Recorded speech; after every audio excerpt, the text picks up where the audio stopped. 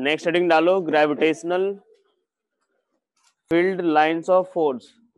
देखो यार, तो जो भी अगर हम लोग मास अगर कंसिडर करते हैं तो हम लोगों ने देखा कि जो भी अगर मान लो पॉइंट मास हो या अगर दो सॉलिड स्फीयर या हॉलो स्फीयर हो, वो सारे अगर किसी आर डिस्टेंस पे अगर रखे जाते हैं तो वो दोनों एक दूसरे को अट्रैक्ट करते हैं कुछ डिस्टेंस से ही। अब अगर मान लो कुछ डिस्टेंस से ही अगर एक दूसरे को अट्रैक्ट कर रहे हैं तो कोई ना कोई ऐसी चीज होगी जिसके थ्रू वो एक दूसरे से इंटरेक्ट कर पा रहे होंगे। जैसे मान लो अगर हमें अगर किसी ऑब्जेक्ट के ऊपर फोर्स एक्सर्ट करना है तो हमें उसके कांटेक्ट में आना जरूरी रहता है। हम उसके कांटेक्ट में आएंगे तभी हम क्या कर पाते हैं, उस ऑब्जेक्ट के ऊपर फोर्स एक्सर्ट कर पाते हैं। लेकिन इन मास के केस में हमने देखा कि वो कुछ डिस्टेंस से ही एक दूसरे से क्या कर रहे थे, इंटरेक्ट कर रहे थे। तो हमने ये माना कि ये जो रहते हैं हर एक मास जो होगा वो अपने से कुछ इमेजिनरी लाइन प्रोड्यूस करते हैं। जैसे अगर कोई भी ऑब्जेक्ट अगर रखा हुआ है तो हमेशा कॉन्टिन्यूअसली क्या करते हैं कि वो कुछ इमेजिनरी लाइंस प्रोड्यूस करते हैं, और जैसे ही वो इमेजिनरी लाइंस एक दूसरे के कांटेक्ट में आते हैं तब जाकर के वो दोनों एक दूसरे के ऊपर फोर्स एक्सर्ट करते हैं। ठीक है, तो ये जो ग्रेविटेशनल फील्ड लाइंस है, यही जो लाइंस जो प्रोड्यूस करते हैं इसी को हम बोलते हैं gravitational field lines of force. ठीक है, अब इसका जो डायरेक्शन होता है, जैसे मान लो अगर हम लोग कोई भी एक पॉइंट मास अगर कंसिडर करें, किसी भी पॉइंट पे अगर हम लोग gravitational field lines of force अगर ड्रॉ करना चाहते हैं तो इसका डायरेक्शन जो देगा, जैसे जो भी अगर लाइंस होगा तो उसका जो टेंजेंट जो होना चाहिए वो हमें उस पर्टिकुलर पॉइंट पे किसी दूसरे मास पे फोर्स का डायरेक्शन शो करना चाहिए। जैसे मान लो कि अगर हम लोग एक देखें, एक कैपिटल एम मास रखा हुआ है। अब ये कैपिटल एम मास भी क्या करेगा, अपने चारों तरफ कुछ इमेजिनरी लाइंस प्रोड्यूस कर रहा होगा, और इसी लाइंस को हमने क्या नाम दिया है, gravitational field lines of force. और इसका डायरेक्शन जो होना चाहिए वो कुछ इस तरीके का होना चाहिए। जैसे मान लो अगर मैं इस पर्टिकुलर पॉइंट पे अगर एक इस लाइंस ऑफ फोर्स का डायरेक्शन अगर ड्रॉ करना चाहूँ तो जिस डायरेक्शन में यहाँ पे अगर एक कोई भी अगर स्मॉल एम मास रखा हुआ है तो जिस डायरेक्शन में वो फोर्स एक्सपीरियंस करेगा वही क्या होगा, उस पर्टिकुलर पॉइंट पे लाइंस ऑफ फोर्स का डायरेक्शन होगा। तो जैसे एक बार देखो, हमने ये देखा है, जैसे मान लो यहाँ पे अगर स्मॉल एम मास रखे तो इसके कारण क्या इसके ऊपर फोर्स इधर की तरफ लगेगा। यहाँ से देखे तो इस पॉइंट पे अगर मास रखे तो इसके ऊपर फोर्स इधर की तरफ लग रहा होगा। यहाँ पे अगर देखे तो क्या इसके ऊपर फोर्स इधर की तरफ, इस पॉइंट पे देखे तो ये इसके ऊपर फोर्स इधर की तरफ लग रहा हो। तो इसके कारण अगर जो पॉइंट मास अगर हम लोग कंसीडर करें तो जो लाइंस ऑफ फोर्स का जो डायरेक्शन आएगा वो क्या आएगा, रेडियली इनवर्ड आएगा। कैसा आएगा, रेडियली इनवर्ड। क्योंकि इस पॉइंट पे अगर रखे अगर मास तो इसके ऊपर फोर्स इधर की तरफ लगेगा, इस पॉइंट पे रखे तो इधर की तरफ फोर्स, इस पॉइंट पे रखे तो इधर की तरफ फोर्स, इस पॉइंट पे रखे तो इधर की तरफ। तो हमने देखा कि कोई भी अगर स्मॉल एम मास अगर रखते हैं तो हमेशा उसके ऊपर फोर्स जो लग रहा है टुवर्ड्स दिस मास लग रहा है। यानी जो हम फील्ड लाइंस ऑफ फोर्स जो ड्रॉ करेंगे वो कैसा होना चाहिए, तो रेडियली इनवर्ड होना चाहिए। ठीक है, यानी अगर हम एक स्मॉल एम मास के कारण अगर हम ग्रेविटेशनल फील्ड लाइंस अगर ड्रॉ करें तो ये कैसी लाइंस आ रही होगी, तो ये जो लाइंस होगी वो रेडियली क्या होगी, इनवर्ड की तरफ। रेडियली इनवर्ड मतलब इधर की तरफ ऐसे, इस पॉइंट पे देखें तो कुछ इस तरह से, यहां से देखें तो ऐसी लाइंस प्रोड्यूस होगी, यहां से देखें तो ऐसी लाइंस प्रोड्यूस होगी। ऐसे ही ये चारों तरफ क्या होगा, रेडियली इनवर्ड डायरेक्शन में। चूंकि हमें जो फोर्स एक्सपीरियंस होगा किसी भी स्मॉल एम मास पे तो वो हमेशा टुवर्ड्स द मास होगा। और ये जो रहेगा कि जो ये जो लाइंस जो प्रोड्यूस होंगी वो इस मास के परपेंडिकुलर होंगी। ध्यान रखना, जो भी मास जो लाइंस ऑफ फोर्स प्रोड्यूस करेगा तो उस मास के क्या होगा, हमेशा परपेंडिकुलर। ठीक है, अब एक बात देखो, हमें जो ड्रॉ करनी रहेगी जो भी लाइंस, तो ऐसे जो भी अगर मान लो कभी ऐसा एक कर्व्ड लाइंस अगर प्रोड्यूस हो रहा है तो जो वहां पे जो रहेगा, जैसे मान लो सपोज कोई भी कर्व्ड लाइंस है तो वहां का जो टेंजेंट होगा वो हमें नेट ग्रेविटेशनल फील्ड लाइंस का सॉरी नेट ग्रेविटेशनल फील्ड का डायरेक्शन शो करना चाहिए। जो भी अगर मान लो कहीं पे भी अगर एक कर्व्ड अरेंजमेंट हो रहा है या लाइंस ऑफ फोर्स जो है वो कर्व्ड है, जैसे अगर सपोज हमने कोई भी एक इस तरीके का कर्व ले लिया तो किसी भी एक पर्टिकुलर पॉइंट पे जब अगर आप टेंजेंट ड्रॉ करोगे तो वो क्या होगा, नेट ग्रेविटेशनल फील्ड उस पर्टिकुलर पॉइंट पे शो कर रहा होगा। ठीक है, अब एक बात देखो, इसीलिए ये जो ग्रेविटेशनल फील्ड लाइंस होंगी वो एक दूसरे को कभी इंटरसेक्ट नहीं कर सकते हैं। क्यों, क्योंकि अगर मान लो सपोज अगर ये दोनों अगर दो लाइंस अगर ऐसे एक दूसरे को इंटरसेक्ट करेंगे तो हमने अभी क्या बताया कि जो टेंजेंट होगा इस पर्टिकुलर पॉइंट पे वो नेट ग्रेविटेशनल फील्ड का डायरेक्शन शो करेगा, और एक पर्टिकुलर पॉइंट पे जो होगा नेट ग्रेविटेशनल फील्ड केवल एक ही डायरेक्शन में हो सकता है। अगर मान लो किसी अगर एक ऑब्जेक्ट के ऊपर 2-4 फोर्सेज लग रहा है, अगर हम उन सबका नेट अगर कैलकुलेट करें तो वो तो एक पर्टिकुलर डायरेक्शन में आना चाहिए। तो इसीलिए दो लाइन ग्रेविटेशनल फील्ड लाइंस जो होती हैं वो कभी एक दूसरे को इंटरसेक्ट नहीं कर सकती, क्योंकि एक पॉइंट पे अगर मान लो ये इंटरसेक्ट कर रहे हैं तो इसके हिसाब से नेट इधर की तरफ है और इसके हिसाब से नेट इधर की तरफ, जो कि पॉसिबल नहीं है। Two direction of net gravitational field एक ही पॉइंट पे दो डायरेक्शन में पॉसिबल नहीं है। चलो अब इसके बाद अगर हम लोग देखें कि मान लो अगर हम लोग दो पॉइंट मास के कारण अगर ड्रॉ कर रहे हैं, ठीक है, दो पॉइंट मास अगर हमने लिया और उसके कारण अगर ड्रॉ कर रहे हैं, जैसे एक हमने लिया यहाँ पे एक कैपिटल एम मास या M1 मास ले लेते हैं, और यहाँ पे ले लेते हैं एक दूसरा कौन सा कैपिटल M2 मास। ये जो दोनों मासेज होंगे वो कैसी लाइंस प्रोड्यूस कर रहे होंगे, रेडियली इनवर्ड लाइंस, ठीक है। लेकिन अगर रेडियली इनवर्ड ही रहेगा तो क्या ये दोनों एक दूसरे को इंटरसेक्ट कर लेंगे, जो कि पॉसिबल नहीं है। इसीलिए क्या होता है कि ये जो लाइंस होती हैं वो कुछ इस तरीके से टर्न हो जाती हैं, मतलब अपने आप को इस तरह से अरेंज कर लेंगी, अरेंज कर लेती हैं ये लाइंस, जिससे कि वो एक दूसरे को इंटरसेक्ट ना करे। अब एक बात देखो, जैसे मान लो यहाँ पे अगर देखें तो इसके कारण ये कुछ इस तरीके की लाइंस प्रोड्यूस होगी, टुवर्ड्स द मास होता है। यहाँ पे देखें तो ये क्या होगा, टुवर्ड्स द मास होगा इधर की तरफ। यहाँ से अगर देखें तो ऐसी लाइंस प्रोड्यूस होंगी, इस वाले में देखें तो एक ऐसी लाइंस प्रोड्यूस होगी। ये धीरे धीरे इस तरह से एक्सटेंड होते जाते हैं, और ये हमेशा जब भी अगर बाहर निकलेंगे या अंदर की तरफ आएंगे तो ये उस मास के परपेंडिकुलर ही आएंगे। वो जैसा आपको थोड़ा सा फील्ड वगैरह के बारे में पता होगा, जो इलेक्ट्रिक फील्ड के बारे में, कि कंडक्टर की क्या रहता है हमेशा परपेंडिकुलर, तो यहाँ भी जो ग्रेविटेशनल फील्ड लाइंस जो प्रोड्यूस होंगी वो हमेशा एक जो सरफेस या जो मास से प्रोड्यूस होंगी उसके परपेंडिकुलर ही होंगी। अब एक बात देखो यहाँ पे, ये जो पॉइंट, जैसे ये जो लाइंस जो अगर एक दूसरे को अपने आप को जो एडजस्ट कर रही हैं, तो इस पर्टिकुलर पॉइंट पे अगर हम लोग बात करें, इस पर्टिकुलर पॉइंट पे, तो इस मास m1 के कारण अगर देखें तो क्या इस तरफ होगा, इस मास m1 के कारण अगर फील्ड इंटेंसिटी देखें तो क्या इधर के डायरेक्शन में ही होगा, towards the mass, radially inward की तरफ होगा। इस मास के कारण अगर देखें तो क्या इधर की तरफ होगा, ये कौन सा हो गया G2, क्योंकि टुवर्ड्स द मास होगा। तो ये जो टेंजेंट जो हो रहा है, ये जो हमने जो लाइंस जो ड्रॉ की है, इसका जो टेंजेंट है ये हमें नेट बता रहा है यहाँ पे कि ये जो G है वो किसके बराबर होगा, तो G1 वेक्टर प्लस किसके, G2 वेक्टर के। यानी जब ये एक दूसरे को जब अरेंज करती है अपने आप को, तो उस केस में ये जो पर्टिकुलर पॉइंट पे जो ये टेंजेंट जो आता है वो इस G1 वेक्टर और G2 वेक्टर दोनों का रिजल्टेंट होता है, ठीक है। G1 और G2 जो दोनों होंगे उसका रिजल्टेंट होगा। सपोज अगर मैं इस पॉइंट पे अगर टेंजेंट ड्रॉ कर रहा हूँ तो ये जो टेंजेंट जो आएगा, या फिर जी डैश ले लो, तो वो इन दोनों पॉइंट पे जो इंडिविजुअल जो फील्ड होंगी उसका रिजल्टेंट होगा। यहाँ पे फील्ड इसके कारण इधर की तरफ, यहाँ पे फील्ड इसके कारण इधर की तरफ, इन दोनों का रिजल्टेंट जो होगा वो इसके टेंजेंट के अलॉन्ग आ रहा होगा हर एक पॉइंट पे, ठीक है। एक और बात हमें जो ध्यान रखनी है कि जो डेंसिटी होगी, जो फील्ड लाइंस की जो डेंसिटी होती है वो उस पर्टिकुलर पॉइंट पे ग्रेविटेशनल फील्ड का स्ट्रेंथ बताएगा, यानी बेसिकली इंटेंसिटी बता रहा होगा। जैसे मान लो कि अगर हम लोग देखें कि सपोज अगर ऐसी लाइंस प्रोड्यूस हो रही हैं, ऐसी लाइंस अगर प्रोड्यूस हो रही हैं, तो हम लोग यहाँ से देख सकते हैं कि एक पॉइंट हम लोग ले लेते हैं P और दूसरा पॉइंट अगर ले लेते हैं Q, तो जो P पॉइंट पे जो लाइंस की जो डेंसिटी है वो क्या है, ज्यादा इन कंपैरिजन टू किसके, Q के। तो जो P पॉइंट पे जो ग्रेविटेशनल फील्ड इंटेंसिटी होगी वो ग्रेटर देन होगी किससे, Q से, ठीक है। तो अगर जहां पे भी डेंसर अगर लाइंस दिख रही है तो वहां पे फील्ड इंटेंसिटी क्या होगी, ज्यादा। चलो लिखो पहले एक बार एक पॉइंट, ग्रेविटेशनल फील्ड, अब आ रही है स्क्रीन कंप्लीट भाई, अब सही है।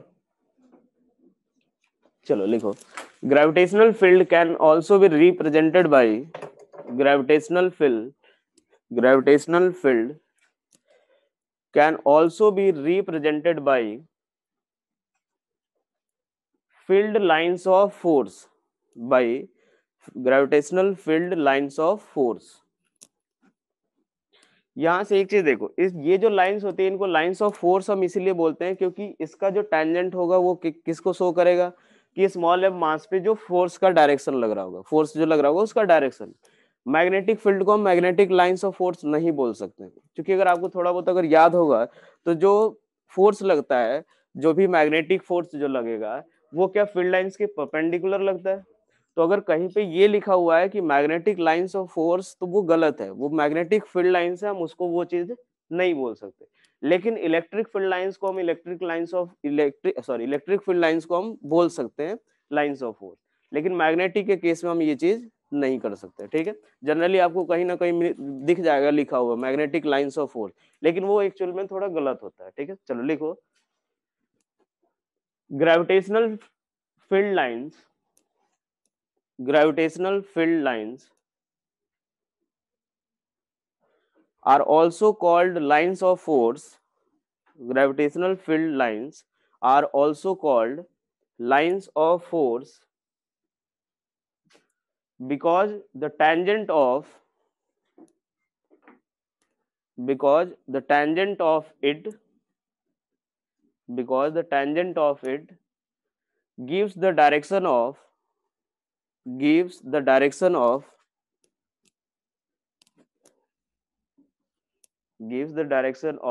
gravitational force on a mass at that point. Gravitational force on a mass at that point.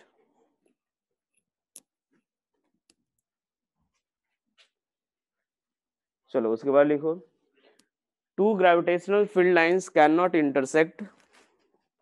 Two gravitational field lines cannot intersect because if they will intersect, then there will be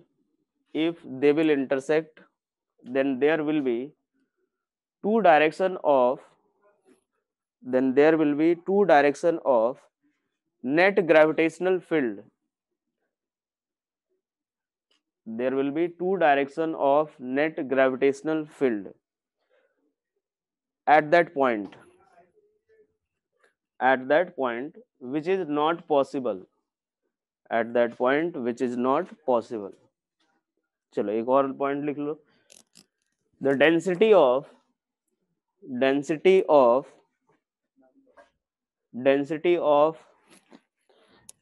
gravitational field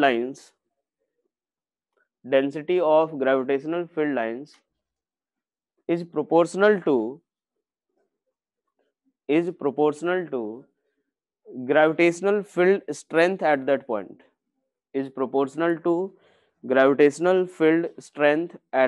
point. चलो ये draw कर लिया सभी ने। अब इसके बाद लिखो वेरिएशन ऑफ जी, लिखो नेक्स्ट हेडिंग वेरिएशन ऑफ जी।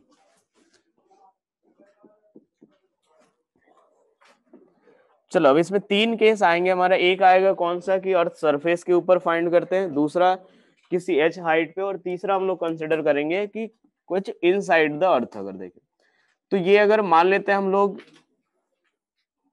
ये हमने ले लिया अर्थ और जिसका मास हम लोग ले लेते हैं कैपिटल M, और जो रेडियस की वैल्यू है अर्थ का, जो रेडियस ले लेते हैं वो ले लेते हैं हम लोग कैपिटल R के बराबर। R जो है वो क्या है, रेडियस ऑफ अर्थ। अब एक चीज देखो, रेडियस ऑफ अर्थ, जब मैंने ग्रेविटेशनल फील्ड इंटेंसिटी जब बताया था तो उसमें ये बताया था मैंने कि जो G होगा वो किसके बराबर होगा, F/m के बराबर। यही होता है कि यूनिट मास के द्वारा जो फोर्स एक्सपीरियंस होगा वही उस पर्टिकुलर पॉइंट का क्या होता है, ग्रेविटेशनल फील्ड इंटेंसिटी। और ये किसके बराबर होता है, तो एक्सेलरेशन के बराबर होगा कि जो भी अगर जो मास जो अगर फ्री है, अगर वो अगर मूव करने के लिए, तो जो वो एक एक्सेलरेशन जो उसका होगा वही किसके बराबर होगा, तो इस ग्रेविटेशनल फील्ड इंटेंसिटी के बराबर। तो ये जो ग्रेविटेशनल फील्ड इंटेंसिटी होगा वही किसके बराबर होगा, जैसे अर्थ के कारण हम बेसिकली क्या कैलकुलेट करना चाहते हैं कि किसी पर्टिकुलर पॉइंट पे ग्रेविटेशनल फील्ड इंटेंसिटी, और वही क्या होगा कि एक्सेलरेशन ड्यू टू ग्रेविटी के बराबर।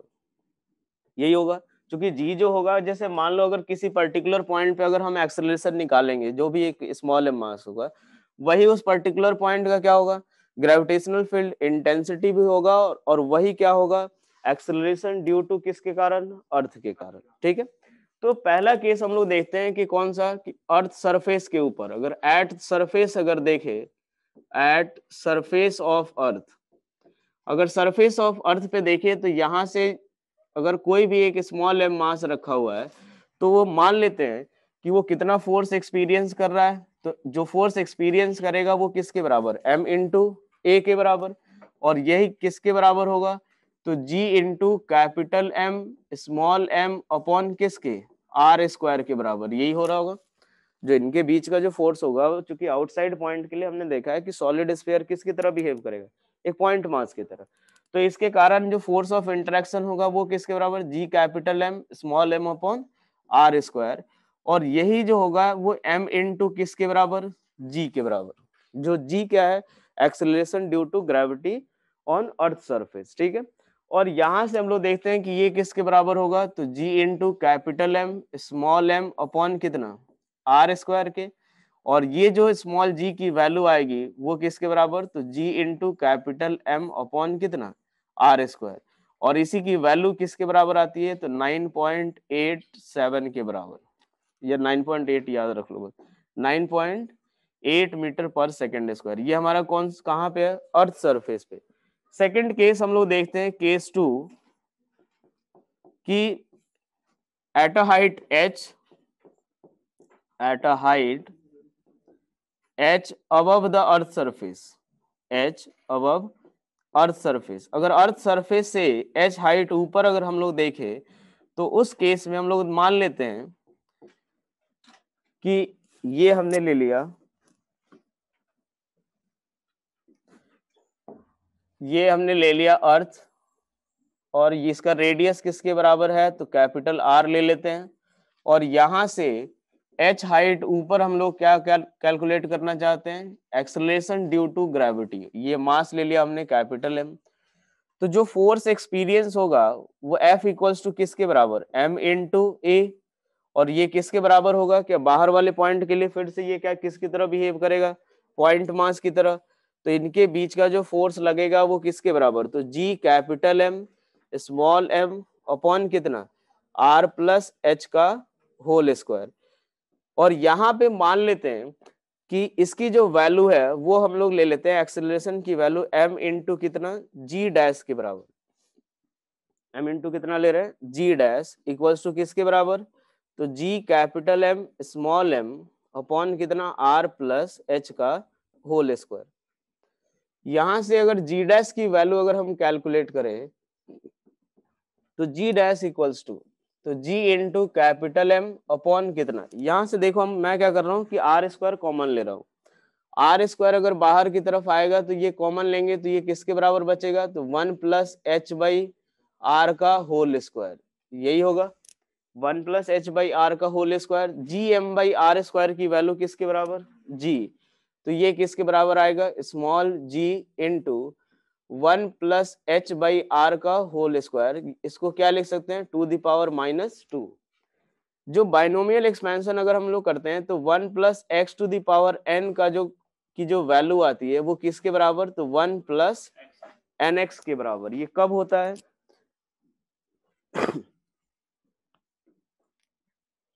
चलो यहां से देखो, ये हमने ले लिया आर स्क्वायर कॉमन ले लिया, 1 प्लस एच बाई आर का होल स्क्वायर, ये ऊपर जाएगा -2 हो गया, 1 plus X to the power n जो होता है वो किसके बराबर, 1 प्लस एन एक्स के बराबर, और ये तब होता है जब mod x is very very less than किससे हो, 1 से, ये कंडीशन हमेशा याद रखना। तो यहां से अगर देखिए तो h बाई आर जो होगा, h बाई आर क्या वेरी वेरी लेस देन किससे होगा, 1 से, एक्चुअल एक्सप्रेशन जो होगा वो आपका यही होगा, g capital M small m upon r plus h का होल स्क्वायर, यही होगा। लेकिन अगर मान लेते हैं कि h जो है वो वेरी वेरी लेस देन किससे है, कैपिटल R से, अगर ये हम लोग देखें कि h अगर लेस देन कैपिटल R है, तो उस केस में जो h by R very very less than किससे होगा, 1 से, तो यहां से हम क्या लिख सकते हैं कि g dash equals to G into किसके बराबर, तो G dash equals to G into किसके बराबर, 1 माइनस 2 इंटू एच अपॉन किसके, आर के बराबर, यही आएगा जी डैश की वैल्यू। अब एक बात देखो कि इसी में हम लोग बात कर सकते हैं कि या तो फ्रैक्शनल चेंज की भी बात होगी, कभी कभी ये वैल्यू फाइंड करने के लिए मिलेगा कि जब x की जो g की जो वैल्यू है उसमें फ्रैक्शनल चेंज कितना हुआ, कभी परसेंटेज चेंज की बात करेंगे।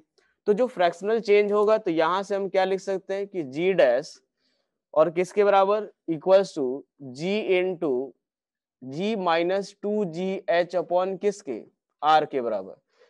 यहाँ से फ्रैक्शनल चेंज अगर देखें तो क्या ऊपर जाने पे वैल्यू डिक्रीज हो रही है, g की वैल्यू क्या हो रही है, डिक्रीज हो रही है। तो g डैश इधर ले आओ तो g minus of g dash equals to किसके बराबर, तो 2gh अपॉन कितना, r।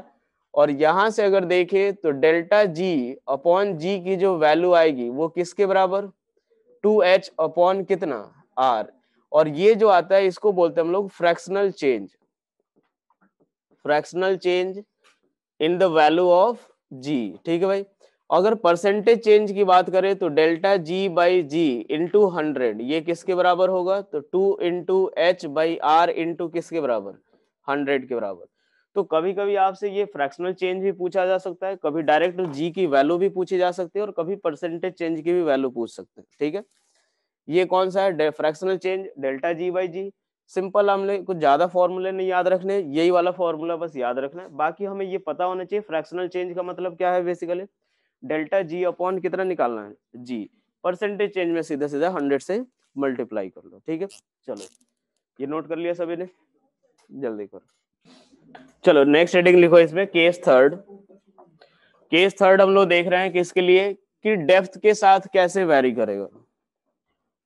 डेप्थ के साथ अगर हमें देखना है, जैसे मान लो ये हमने अर्थ लिया और यहां से एच डेप्थ अगर नीचे हम लोग देख रहे हैं, एच डेप्थ अगर नीचे देखें इसका रेडियस, ये जो रहेगा ये किसके बराबर, तो r माइनस एच के बराबर। यहां से अगर देखें तो एक स्मॉल एम मास जब यहाँ पे रखा हुआ रहेगा तो इसके ऊपर जो फोर्स एग्जर्ट होगा वो किसके कारण, ये अंदर वाले अर्थ के कारण होगा। इसके बाहर वाला जो सरफेस होगा या बाहर वाला जो भी मास होगा वो इसके ऊपर कोई भी फोर्स एग्जर्ट नहीं करेगा। क्योंकि एक बार देखो, अगर बाहर जाकर अगर ये पार्ट कंसिडर करें तो हम लोग मान सकते हैं कि बहुत सारे हॉलो स्फीयर का एक अरेंजमेंट है पूरा, और हर एक हॉलो स्फीयर के कारण जो इनसाइड पॉइंट पे जो ग्रेविटेशनल फील्ड देखा था वो कितना था, 0। उसके कारण इसके ऊपर कोई भी फोर्स एग्जर्ट नहीं होगा। यहां से अगर हम इसके ऊपर फोर्स कैलकुलेट करें तो जो F इक्वल्स टू हम क्या लिख सकते हैं, M into A equals to किसके बराबर, तो G इंटू कैपिटल M और capital M into small m into कितना x अपॉन किसके बराबर, आर क्यूब के बराबर। याद होगा सॉलिड स्फीयर के अंदर जो ग्रेविटेशनल फील्ड इंटेंसिटी थी वो किसके बराबर, G M into X upon R cube. Mass से मल्टीप्लाई करोगे क्या मिलेगा, फोर्स। ये जो a की जो वैल्यू आएगी, ए जो आएगा वो किसके बराबर, तो यही हम लोग मान लेते हैं कितना, जी डैश और इक्वल्स टू किसके बराबर, जी इंटू कैपिटल एम। एक्स की वैल्यू किसके बराबर, आर माइनस एच के बराबर, और अपॉन में कितना आएगा तो इसको लिख लेते हैं आर स्क्वायर इंटू कितना, आर के बराबर। यहां से जब जी डैश की वैल्यू फाइंड करेंगे तो जी डैश इक्वल्स टू किसके बराबर आएगा, तो जी इंटू कैपिटल एम अपॉन कितना, आर स्क्वायर और इंटू कितना 1 माइनस एच अपॉन किसके, आर के बराबर। ये हमारा जी डैश की वैल्यू है। और ये एक बार देखो, जी डैश इक्वल्स टू फिर से क्या लिख सकते हैं, G dash equals to G into 1 minus H by capital R. ये हमारा एग्जैक्ट एक्सप्रेशन है। अब चाहे तो आपको 2 मीटर डेप्थ पे भी अगर फाइंड करना हो या r/2 या कितना भी बड़ा वैल्यू हो, r के कंपेरेबल भी हो, तब भी हमें डेप्थ के साथ यही फॉर्मूला अप्लाई करना। क्योंकि इस वाले में हमने कोई भी अप्रोक्सीमेशन यूज नहीं किया। वहां पे हमारा जो जो अप्रोक्सीमेशन था वो h जो था वो वेरी वेरी लेस देन किससे था, कैपिटल R से। अब एक बात देखो, यहां से फ्रैक्शनल चेंज की बात करें तो क्या लिख सकते हैं, क्या g माइनस जी डैश अपॉन कितना है, g, और यही किसके बराबर होगा, तो डेल्टा जी अपॉन किसके, जी के बराबर, और ये किसके बराबर आएगा, h बाई आर। और अगर परसेंटेज चेंज की बात करें तो delta G by G into 100 equals to किसके बराबर, तो h by capital R into कितना 100 के बराबर। ये हमारा कौन सा होगा, डेल्टा जी बाई जी की वैल्यू। नेक्स्ट हमें देखना है कि जो अर्थ का जो रोटेशन है उसका क्या इफेक्ट होता है। अभी तक हम लोग यही मान रहे थे कि जो अर्थ है वो क्या रहता है, रेस्ट पे, लेकिन एक्चुअल में अगर देखा जाए तो वो रोटेट होगा अपने एक्सेस पे, एक्सेस के अबाउट रोटेट होता है। उसका क्या इफेक्ट होता है तो वो हम लोग देख लेते हैं। अब एक बात देख, मान लेते हैं ये एक्सिस ऑफ रोटेशन है, ये अर्थ जो है वो ओमेगा से रोटेट हो रहा है, और हम सेंटर से ये जो है वर्टिकल जो है यहाँ से लैम्डा एंगल पे हम लोग फाइंड करना चाहते हैं, ठीक है। और ये बेसिकली इसको हम बोलते हैं लैटिट्यूड, कि अगर आपको सीधा ऐसा दिया जाएगा कि 30 डिग्री लैटिट्यूड की बात करेंगे तो वो हमारा क्या होगा कि वर्टिकल के साथ एंगल दिया हुआ है, ठीक है। यहाँ पे अगर कोई एक पॉइंट मास रखा हुआ है तो इसके ऊपर कौन कौन सा फोर्स लगेगा, तो एक फोर्स जो होगा वो सेंटर की तरफ लगेगा, ये इधर कितना फोर्स लग रहा होगा इसके ऊपर, तो m इंटू जी के बराबर। जो अगर वहां पे अगर g की वैल्यू हमने कितनी ले ली, g है, तो उस पे कितना होगा m इंटू जी। और एक बात देखो, ये जो पार्टिकल होगा वो इस सर्कुलर पाथ पे भी मूव कर रहा होगा, और सर्कुलर पाथ पे मूव करेगा तो इधर की तरफ क्या एक सेंट्रीफ्यूगल फोर्स भी लगेगा, सेंट्रीफ्यूगल फोर्स लगेगा, और वो किसके बराबर होगा, तो m ओमेगा स्क्वायर इंटू कितना स्मॉल r के बराबर, m omega square into small r के बराबर। देखो m omega square into small r अगर देखे, और r की जो वैल्यू है, क्या ये वाली वैल्यू है r की, और ये हमारा कौन सा है, रेडियस ऑफ अर्थ। जो स्मॉल r होगा वो किसके बराबर, तो कैपिटल R साइन लैम्डा के बराबर, यही आ रहा होगा। जो कैपिटल R साइन लैम्डा जो होगा वो किसकी वैल्यू होगी, स्मॉल r की वैल्यू। तो यहाँ पे जो सेंट्रीफ्यूगल फोर्स लगेगा वो m ओमेगा स्क्वायर इंटू कितना कैपिटल R साइन लैम्डा के बराबर। अब हमें जो फोर्स निकालना है वो कौन सा डायरेक्शन में, तो सेंटर की तरफ फोर्स लगता है। जो अर्थ के कारण जो नेट फोर्स होगा वो किसकी तरफ, सेंटर की तरफ।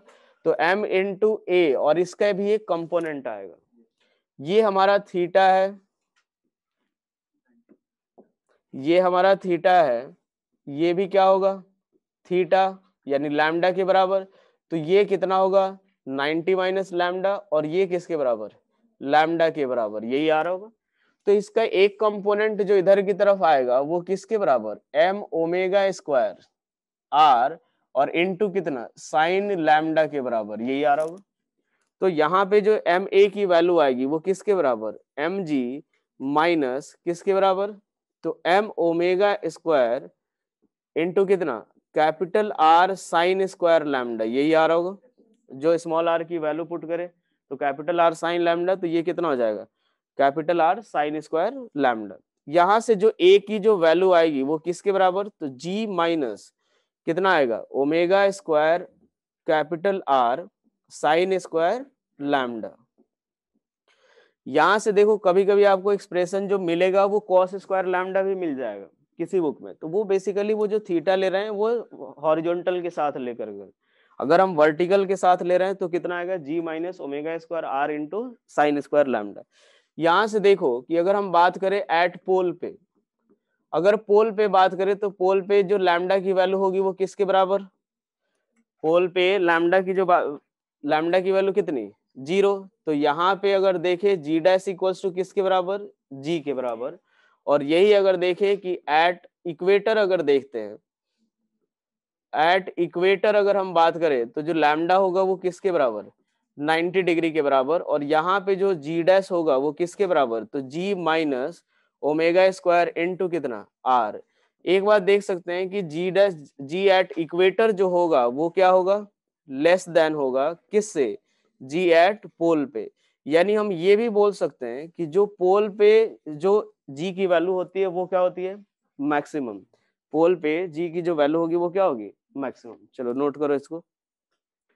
यहाँ से देखो जो इसकी वैल्यू होती है पोल पे वो 9.83 मीटर पर सेकेंड स्क्वायर, और यहाँ पे जो वैल्यू होती है इसकी वैल्यू आती है जब ओमेगा की वैल्यू आप पुट करोगे तो 9.78 मीटर पर सेकेंड स्क्वायर।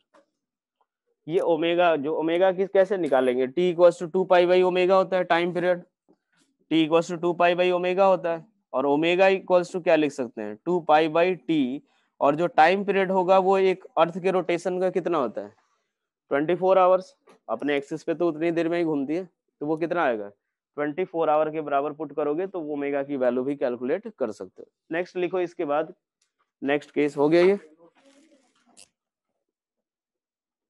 हाँ, वही मैं बोल रहा हूँ कि ग्रेविटेशनल फील्ड इंटेंसिटी भी बोल सकते हैं और एक्सेलरेशन ड्यू टू ग्रेविटी भी बोल सकते हैं, दोनों सेम ही होगा।